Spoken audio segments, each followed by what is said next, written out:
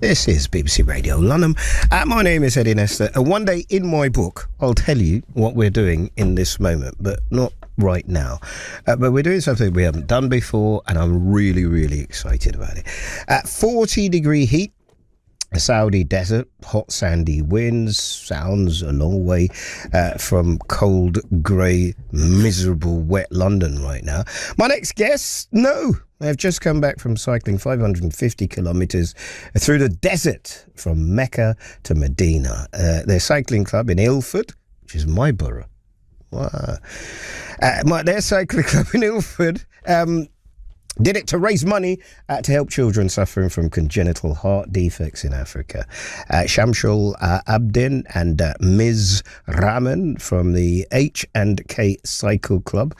Welcome to the BBC, gentlemen. Thank you. Nice to be here. I'll put those up so that you can hear that. Why? Why what? Why did you decide to ride? Good question. I do actually ask myself that question every time I'm on the bike doing the 550 kilometers. Two reasons, actually. One of them is charity, the causes that we are supporting. And the second thing is fitness, community. Yeah, but I mean, I know that's once you're on it and you're doing that. Did something happen? Did you see something? Who had the idea? Okay, so H&K Cycle Club has been around for 12 years now. And that's an initial for something, right? Yeah, it was hope and knowledge, just right. Giving hope. And so it was based around doing something for charity. And a group of us at that time, 7 of us, decided that we'll do cycling, short distances to raise money.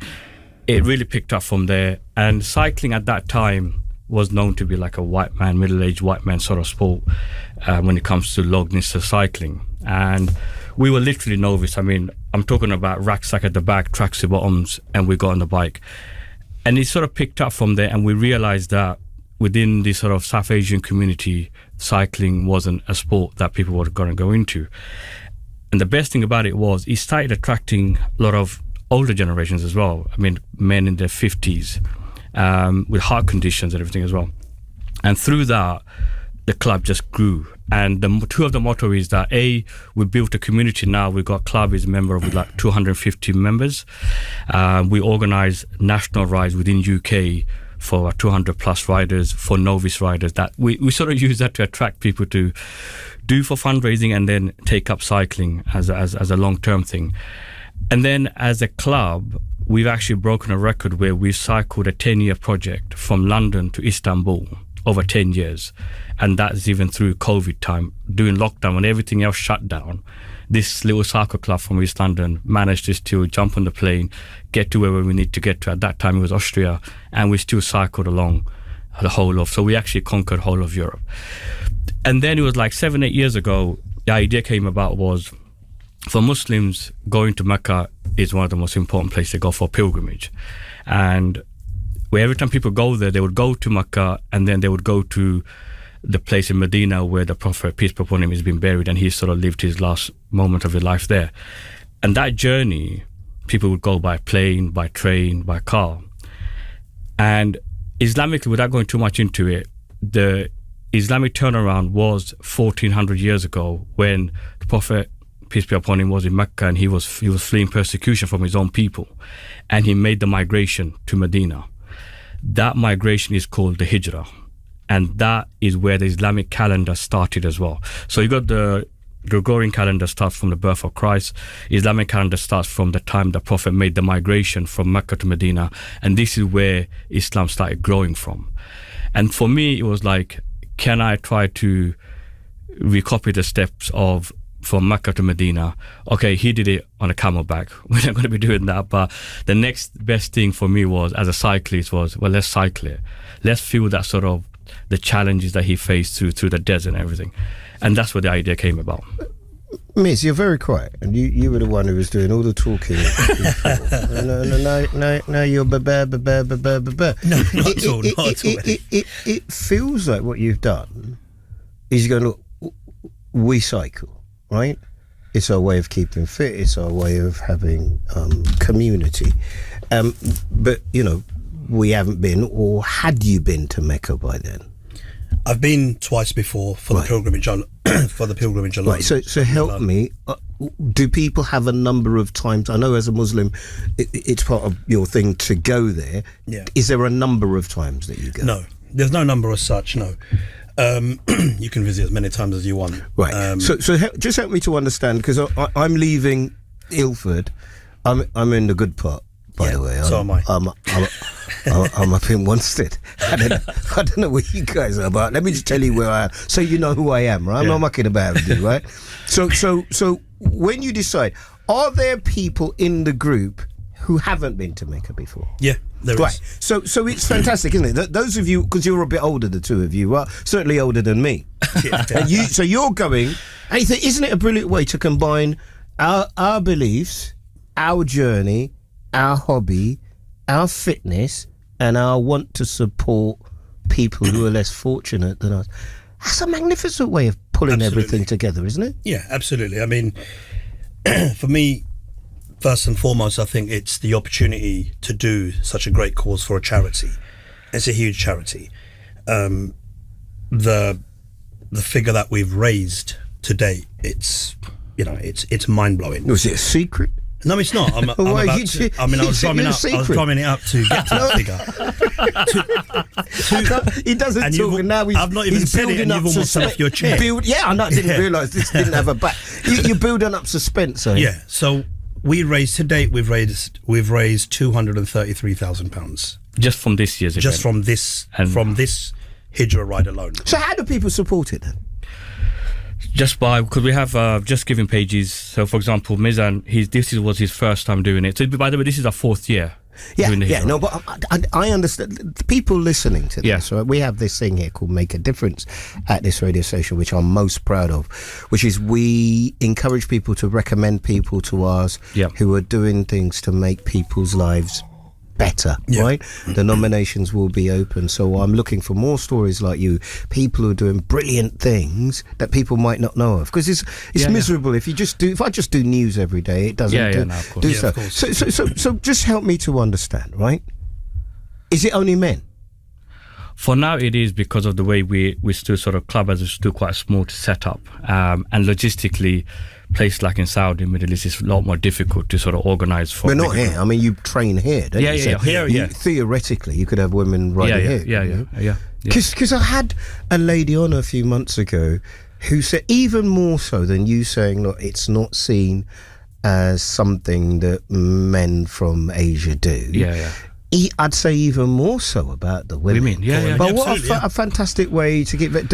If you come on my show again, you have to have opened up that branch of it, because I want everybody involved. No, to be fair though, there are, since especially COVID, cyclists have taken up, and a lot of women are taking part, and we've seen a boom.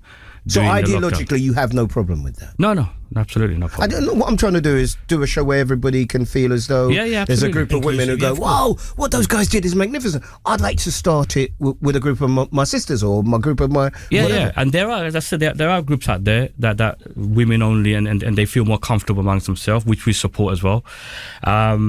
As long as they don't feel we're nutcases, because that's what my wife thinks, right? When we go out there, 500 kilometers out there, it's just like you're crazy. Have you got the trousers? Yeah, I'm wearing it now. No. Look, what you two both? Let me tell you something. Have you got the spandex? Not me now. No. So the camera's on as well. When you're riding, have you got the full gear? Yeah. Have you got the padding? Of course. Yeah, you have to have the padding. What was the most challenging thing about the ride? So you get on a plane, you get on a boat, you get on a take me through it. You mean from organisation perspective, the challenging, I mean, this is our 4th year, but the challenging part is you've got 42 riders. Yes. Who most of them we don't know them. We try to give about 12, 13 weeks of training program to get to know them, but you never meet everyone. To get fit, prepare for that whole thing. Right.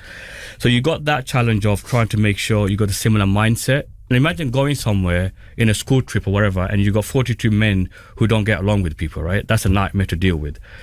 The other main challenge we got from cycling perspective is, like you said, we're cycling in the desert, 40 degrees heat. We're training here in the deep winter. We have been last last 5 training rides before the event, we were doing 80 mile, 90 mile, 100 mile. I mean, you be area like Chelmsford, Malden, Luton. We were cycling there and back, 100 mile, 80 mile rides in -3 degrees. So training for something over there, here, is very difficult because the weather's completely different. What was the most challenging bit? Here, for the training side of things, I would say... No, we're not doing training anymore. We've got 3 minutes. We're not doing training. Okay, we're not doing practicing. We're not doing rehearsing. Over there. When you got over there and you got on it, what was the most challenging bit? Challenging, I think, doing 100 miles a day, 3 days back to back was massive. I've not done a century. I've done a century before twice, but never back to back. But when we got to Saudi Arabia, we done 3 days back to back, 100 miles. What was each. the weather like? Boiling, mate. 30, 31 degrees. Where do you get the water from? Because you must be getting. we've got. You must be getting through a lot of water. Oh yeah, a hell of a lot of water. Yeah. Also, we sort of tried to tackle that. We set off around 5 o'clock in the morning. Yeah. So we have the coolness of the day as much as possible until we get into the desert area. And then, I think when I went to Dubai, so I didn't go to Saudi, and when I went to Dubai, I think I went to buy a bag, and I must have walked 100 meters up the road, and they say mad dogs and Englishmen out in the mid-desert. I'm like, this is it's not something that you can do without practicing. Where's the money go? Money goes to Muntada Aid, which is a UK registered company, and they got that Little Hearts Project is called, where they operate on kids with congenital heart defects in Africa, in Asia. And so far with the Hijrah Ride, 4 years, we've actually raised £700,000. How does it make you feel? You know what? All the pain that you go through, it goes away knowing the fact that at least if it means we saved one child's life. Yeah, but that is not an answer. How does it make... I'll say to you, £700,000, you have definitely helped to save lives. How does that make you feel? Immensely proud. You know, raising this sort of money for people who really, really need it. It's nothing short of amazing. I actually visited some of the hospitals in Bangladesh where we actually provided the funds for, and the parents came and they actually begged my feet just to say thank you, because they don't have a way. And when I found out, you don't actually save a life, you're saving families, because the family's torn apart because they're trying to work out, how do we pay for this child's operation? They've got 4 kids.